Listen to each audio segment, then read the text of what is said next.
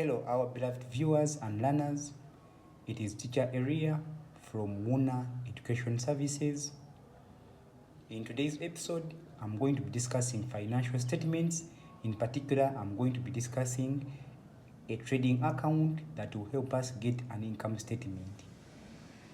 In preparation of a trading account, if we combine a trading account and a profit and loss account, we shall get an income statement. So in today's episode, I'm going to be discussing the preparation of a trading account. Now, a trading account is a financial statement prepared to determine the business's gross profit or gross loss from the core existing activities incurred in a specified period of time. So in preparation of a trading account, we are looking for gross profit or gross loss of the business. Then after, we shall combine it with a profit and loss account to get an income statement. Now, after we knowing the purpose of preparing a trading account, I want to discuss for you the format. Now, a profit and loss account, that is the income statement. I've said we prepare it by combining a trading account and a profit and loss account. So I'm going to discuss for you the format of a trading account, and then we shall combine and then get an income statement. Now, the format when we're preparing a trading account after knowing its purpose, as in we want to get the gross profit or gross loss of the business. This is the format. It has 4 columns: the details, UGX, that is the first column. Then this is UGX, our Ugandan currency. Then the first entry we post in a trading account is the sales of the business, and we always post that in the second column. So sales are posted in the second column. Then after, we all know that when you sell, some instances when you sell goods to customers, there is a possibility that some goods sold to them may not be desired by them. Someone can place an order, and then the person concerned of the order maybe brings or orders or delivers a wrong order. So customers return such goods to the businesses. Let's say he ordered a certain fashion, and then you delivered something different from what he ordered, meaning that customer has returned those goods to your premises as your business. So goods returned by customers to your premises or to your business are called sales returns or returns inwards. They are always returned because the customer didn't order for that, or because you offered him expired goods or anything like that. So when we get the goods you've sold to customers, and then the goods returned back to your business by the customers, it is what we call sales returns. So when we replace sales minus sales returns or returns inwards, we get net sales, and net sales are always posted in the third column. So we raise net sales from what the customers have returned, and what we call them sales returns or returns inwards, and then it is called net sales, and they are always posted in the second column. After we getting our net sales, we raise closing stock. We raise cost of sales, not closing stock. We raise cost of sales. Now, cost of sales means cost of sales in business means the costs you incur in purchasing goods you're going to sell or you're going to offer for sale to your customers. In production, cost of sales means cost of production, like the expenses one incurs in producing commodity. Let's say electricity bills, labor bills, and all that. So in business, it's called cost of sales. Those are expenses you incur in purchasing goods you're meant to sell to customers. Now, the first entry we post under cost of sales that will help us get cost of sales is opening stock. Now, the meaning of opening stock is the beginning inventory at the start of the year. And note this, that opening stock is always the closing stock of the previous year. Opening stock is always the previous stock of the previous year. Now, this is 2025. The opening stock of 2025 was the closing stock of 2024. So at the beginning of the year, sellers or producers always carry on the goods that remained in the previous year in the current year or at the beginning of a year. So that inventory at the beginning of the year is called opening stock. Now, opening stock, most of the time, it is always little. So sellers or producers or business people always go and add on the products, okay, that remain the previous year. They go and add on.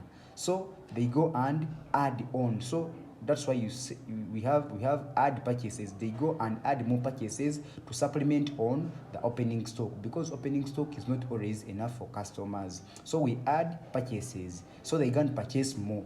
And purchases are always posted in the first column because they have direct expenses on them. Now, when you go to purchase commodities, we all very well know that you're going to incur in transport expenses, meaning you're going to hire, let's say, a vehicle to transport your goods to your premises after the purchase.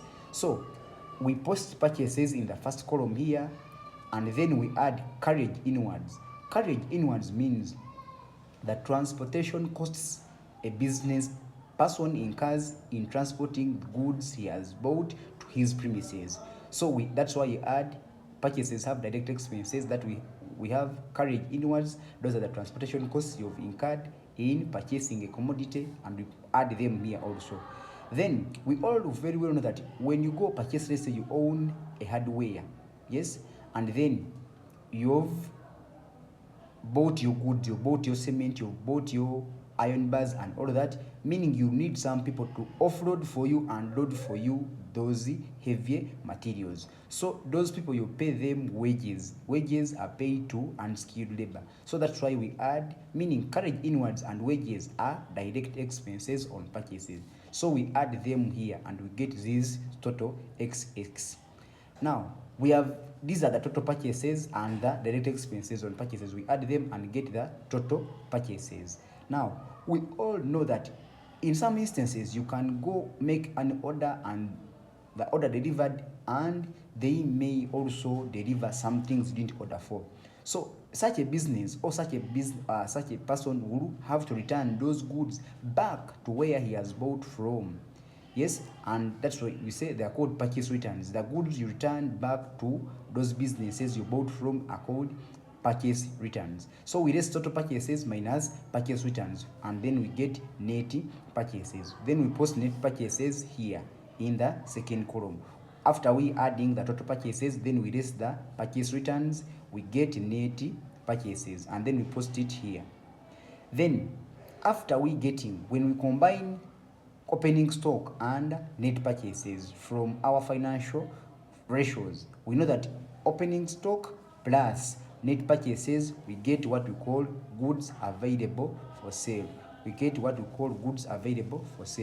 So when you combine opening stock plus net purchases, it gives you goods available for sale.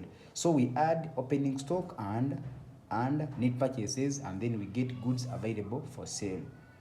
Then remember, our aim is getting the gross profit, and we get the gross profit after getting our cost of sales. So we have the opening stock or the goods available for sale. So you've now purchased and you have some goods available for sale, and our aim is getting the cost of sales. So we shall just come and say less goods available for sale minus the closing stock. Closing stock is that inventory left at the end of the year. This is 2025. The commodities that are left unsold in a year are called closing stock, and they are carried on as opening stock in the next year. So the goods available for sale, when you less the closing stock, as in those amount of goods left at the end of the year unsold, we get what we call cost of sales. And cost of sales is always posted in the third column. Now, after we getting our net sales we have our net sales here, and then we have our cost of sales here. When we compare that, you come and compare these two items or these two entries, the net sales and the cost of sales. The formula of getting gross profit or gross loss is net sales minus cost of sales. So you come and less. If you find out that net sales are greater than the cost of sales, it will be a gross profit. But when the cost of sales is greater than the cost of sales, meaning it is a gross loss. So when the net sales are greater than the cost of sales, it is a gross profit. Then when the cost of sales is greater than the net sales, it becomes a gross loss. That is a format of preparing a trading account. That is the format of preparing a trading account. In our next episode, I'm going to be discussing for you a worked out example on the preparation of a trading account. Thank you for watching and listening. Let's meet in the next episode. Thank you.